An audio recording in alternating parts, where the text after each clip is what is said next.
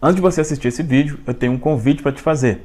No dia 9 de abril, eu e meus amigos Misael Michel e Luiz Gamonal vamos fazer um evento chamado Programação de Riqueza. Nesse evento a gente vai te ensinar como programar sua mente para enriquecer e transformar sua vida financeira para sempre. Nesse evento a gente vai passar um conteúdo extraordinário que a gente nunca passou antes, mas é preciso você estar ao vivo para participar. Vai ser no dia 9 de abril, às 20h20. Para você participar gratuitamente, é só clicar no link que está aqui na descrição. Agora, fica aí com o vídeo. Tá certo. Então, eu tava lembrando aqui, né? Antes da gente conversar, o que eu já fiz, gente? O que eu já fiz? É tanta coisa, né? Mas estava lembrando a primeira, se não me engano, a primeira coisa foi trabalhar num local de estofados, né? Concerto de estofado, enfim, esse tipo de coisa. Era de menor, se não me engano, devia ter lá uns 16 anos mais ou menos. Mas de trabalho, assim, de emprego mesmo, assim, o primeiro que eu tive foi como ajudante eletricista. Eu fiz curso técnico, né? De eletrotécnica, que chama.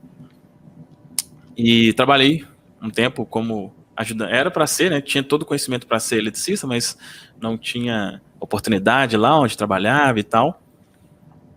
Então fiquei um tempo lá como ajudante de eletricista. E aí já vai pegando um pouco aí onde nas histórias a gente começa a aprender algumas coisas, né? Eu tava lembrando esses dias, por que eu saí, né? Por que eu deixei esse trabalho, e foi depois desse trabalho que eu já comecei a fazer algo próprio, né?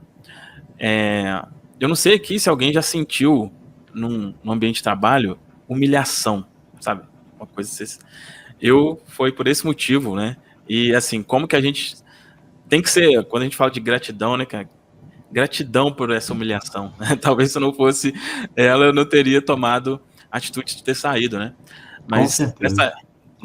nessa época eu lembro, eu estava trabalhando, assim, eu já estava meio insatisfeito, mas eu estava trabalhando num local, no apartamento lá, fazendo uma obra, e assim, era ajudante de eletricista, você é mais, você fica batendo marreta, quebrando parede, né, para passar coisa e tudo mais. E eu lembro, a gente, assim, ficava todo sujo, né, todo suado e tal, e o dono lá da obra, o cara que comandava a obra, não queria deixar a gente tomar banho, porque falou que tava gastando muita água, não sei o que, a obra tava não sei o que, e aí, cara, tinha que ficar indo dentro do ônibus. Imagina, depois de ter trabalhado o dia inteiro, coitado de quem ia junto comigo, né? Porque isso já vinha, como diz, naquela asa, né? Cara, era uma humilhação, eu ficava, nossa Deus. Antes disso, nesse mesmo trabalho, eu trabalhava muito longe, eu acordava 15 para 5 da manhã. Na verdade, 15 para 5 eu pegava o ônibus, eu acordava 4h15 da manhã, chegava em casa quase 9 horas da noite, enfim, não tinha vida não, era só trabalhar e dormir. Mas aí foi depois que isso aconteceu, do pessoal não querer deixar a gente tomar banho e tal, que eu falei, cara, não, isso não é vida não, deixa eu dar meus pulos aqui. E aí a primeira coisa que eu fui fazer por conta própria foi ser eletricista mesmo, né? Eu já tinha experiência e fui ser eletricista. Mas aí, não sei por que me veio na cabeça a ideia de trabalhar com câmera de segurança, alarme e tal. Não sei por que, assim, era a intenção de ganhar mais, né, obviamente. Aí, não sei como que eu descobri isso, mas falei, pô, parece que isso aqui é melhor. E realmente foi. Vou encurtar ao máximo aqui, né, a história, mas outra coisa bacana. Eu comecei a divulgar que eu fazia isso antes de fazer isso. Então, olha só, eu já estava decidido que eu ia fazer. Só que eu não sabia ainda. Eu fiz um curso, só que assim, muito básico e tal. A internet não tinha, né, o tanto de informação que tem hoje. Aí, o que aconteceu? Quando eu fui em alguns locais, né, algumas pessoas que faziam isso, empresas que trabalhavam com isso, e aí eu fui combinar com eles, falei, olha, eu tô fazendo isso aqui, mas não tenho experiência ainda, se alguém contratar, tem como você ir para fazer? Então eu meio que fiz durante um tempo, eu fazia um meio de campo, eu vendia, eu ia lá na casa da pessoa, então antes eu ia na empresa e falava, quanto que é para colocar a câmera, não sei o que, os caras falavam, e eu colocava um valor em cima e vendia. E chegava lá no dia, eu chegava como dono do negócio, vamos dizer assim, Os caras que faziam. Mas enquanto isso, enquanto eles iam fazendo, eu ia olhando tudo, né? Ia olhando tudo que eles estavam fazendo e tal. E aprendi desse jeito. Aí, olhando e fazendo junto ali também, né? E aprendi assim. E aí depois eu mesmo comecei a fazer por conta. E, pô, cheguei a fazer aqui o maior evento da cidade aqui, toda a parte lá. Era uma coisa assim muito boa. Que eu falo, né? Que eu deixei realmente por uma questão de não merecimento. Na época, recebi um valor bem considerável, assim, por esse tipo de serviço, né? Era bem comum fazer coisa de R$1.000, R$1.500 em um dia, que até hoje é uma coisa, né, relevante, mas imagina 7 anos atrás, né? Coisa que eu não ganhava isso nem um mês no emprego anterior. Né? Mas aí, enfim, desisti. E aí eu já conhecia, já comecei a falar, não, eu tô querendo agora uma coisa mais tranquila e tal, deixa eu ir pra internet, né? Tava começando um boom ali, questão de loja virtual e tal, e a gente decidiu fazer isso, e aí montamos uma loja virtual de perfumes, que não deu certo. Por que não deu certo? Aí, né, daqui a pouco a gente vai falar nas partes mais práticas mesmo, mas basicamente eu fui muito na intenção, na ideia, no tal, mas não fui no planejamento, né? Na hora de vender, a gente viu, opa, peraí, o pessoal que tá vendendo mais barato do que eu compro. Não ia dar certo, né? Então foi uma coisa que por falta de planejamento mesmo não deu. Depois a gente montou uma loja virtual de relógios, né?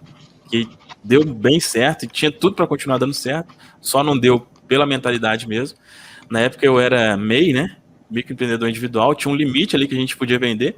E assim, era relógios a partir de R$1.000, né? Tinha alguns mais baratos, mas o foco era relógios a partir de R$1.000.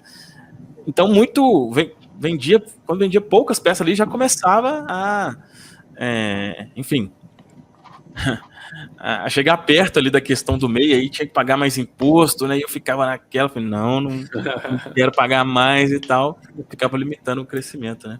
Interessante então, a mentalidade, né? Tipo, eu não vou ganhar muito, não quero continuar, tipo, muito não, porque senão eu vou ter que pagar imposto. Olha só que interessante, né? Pega essa sacada aí, que daqui a pouco vocês vão estar entendendo tudo isso que está falando na fórmula aí, do que a gente vai trabalhar.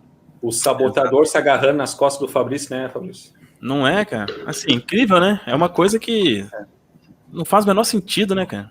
Não faz o menor sentido. Mas... eu entendo isso aí, eu já passei por isso. Pois é. E aí, enfim, deixamos, e eu ficava, era uma coisa que eu tinha também, eu ficava meio com medo, né, porque assim, a gente ficava lá com estoque, sei lá, de, vamos dizer, 30, 40 mil reais em casa, né, porque ficava em casa, e eu ficava, às vezes nem dormia, assim, ficava com medo, nossa, se alguém entrar aqui e roubar, não sei o quê. Outra crença limitante também que atrapalha bastante, né? E aí, só que, cara, eu entendi como é que fazia a questão das vendas, né? Daqui a pouco, na hora que a gente for falar de algo mais prático, tem algumas lições, assim, que eu peguei lá que, pô, serve muito hoje em dia ainda. Então, eu aprendi como que vendia. Eu falei, quer saber? Eu vou ensinar o pessoal como vender. Pela internet, lojas virtuais, tudo mais. E aí, o primeiro canal no YouTube que eu criei, na verdade, o primeiro não. O primeiro era relacionado a relógio. Só que lá não aparecia, só mostrava os relógios e tal. E aí eu comecei a produzir conteúdo a primeira vez, foi sobre e-commerce, né? Lojas virtuais e tal. E, cara, era uma coisa assim, engraçada, porque eu realmente entendi muito bem daquilo, só que aí, onde que estava o problema? Não conseguia cobrar, né? O pessoal normalmente cobrava, consultores, eles cobravam por hora, né? Então cobrava normalmente ali 400, 450 reais por hora, eu cobrava 100, pedindo para a pessoa pedir um desconto para pagar 50. Então a dificuldade em cobrar era muito grande. E foi aí, né, que eu realmente comecei a me questionar, né? Em algum momento, enquanto eu estava nessa questão aí de consultor, que eu comecei a ficar, não é possível, eu tenho, já fiz tal coisa, tinha tudo para dar certo, isso aqui também tem tudo para dar certo, por que eu não vou? E foi aí que, né, vem a história que a gente já contou aqui nas lives, né? Cada um já contou como chegou, né, no conhecimento sobre lei da atração e tudo mais. E aí, eu cheguei, né, nesse conhecimento, e aí eu comecei a aplicar inicialmente na questão relacionada a isso, né. E aí tem até um vídeo no canal que eu falo como que eu fechei um contrato de 25 mil reais usando a lei da atração, vamos dizer assim, né, que era acreditando, né, mentalizando, agradecendo por aquilo ser real. Foi a primeira experiência assim mesmo que eu tive com relação à lei da atração e tudo mais, foi nessa época, né? Foi uma coisa assim, que aí que eu vi, falei, cara, isso existe mesmo, né? Mas por não merecimento, eu não fiz boa parte do serviço que tinha sido contratado, porque assim, estava acostumado ali, hein, a ganhar no máximo R$3.000 por mês, e ali eu ia ser feito em 3 meses, né? Então ia dar 8 mil e alguma coisa. Eu não aguentei, falei, não pode, não sabia disso, né? Mas inconscientemente eu falei, não, eu não posso ganhar 3 mil por mês, isso aí tá muito, tá? E aí eu me sabotei, né? E acabou que eu só fiquei lá nos 3 mesmo, que a mulher pagou 10, né? Acho que um pouco menos na época. Enfim, acabou ficando dentro dos 3 mesmo. Então até aí foi assim, a época ali de luta mesmo, né? De dificuldade e tudo mais.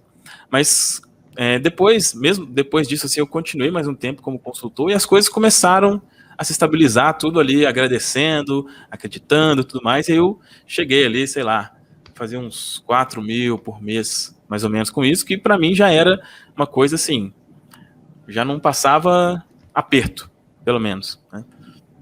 E aí, depois disso, a partir daí que a questão do desenvolvimento pessoal, de compartilhar, né, o que tinha me transformado, eu comecei a falar do livro Poder do Subconsciente, né?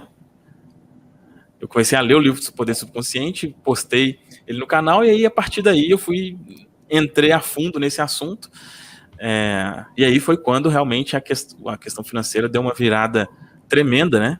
Foi quando, a minha grande virada assim mesmo, foi quando eu falo que veio para mim, né, a ideia de fazer reprogramações subliminares, né? Eu já estava com bons resultados ali, usando algumas técnicas tradicionais, né, de afirmações e tudo mais. Eu ficava me perguntando, né, como é que eu poderia fazer para facilitar, né, para conseguir realmente, enfim, mudar a mente de uma forma mais fácil. E aí me veio assim, meio como se fosse colocado lá na minha mente, essa ideia. Eu comecei a pesquisar sobre isso, comecei a fazer teste, e aí, enfim, depois de um tempo, cara, eu criei um negócio aqui diferente, né? Aí deu muito certo para mim, e aí eu comecei, e aí a gente vai entrar, né, daqui a pouco na parte prática, que é a questão de vender o conhecimento, né? Como foi uma coisa que eu falei, isso aqui deu muito certo para mim nesse sentido. Será que isso aqui serve, por exemplo, também para a pessoa parar de procrastinar? Será que serve para eliminar sentimento negativo? Será que serve para isso? E eu, serve. Então eu comecei a oferecer esse serviço para outras pessoas. Depois comecei a vender as reprogramações, né, para eliminar a procrastinação, para aumentar a autoconfiança, para eliminar crenças limitantes. E foi aí que teve realmente a grande transformação, foi com isso, né? Quando eu comecei a, vamos dizer assim, vender esse conhecimento, inicialmente ali no 1 a 1, né, de forma personalizada, mas depois da forma que é hoje, né, de uma forma mais abrangente, e essa inclusive é uma das coisas que a gente vai aprofundar daqui a pouco.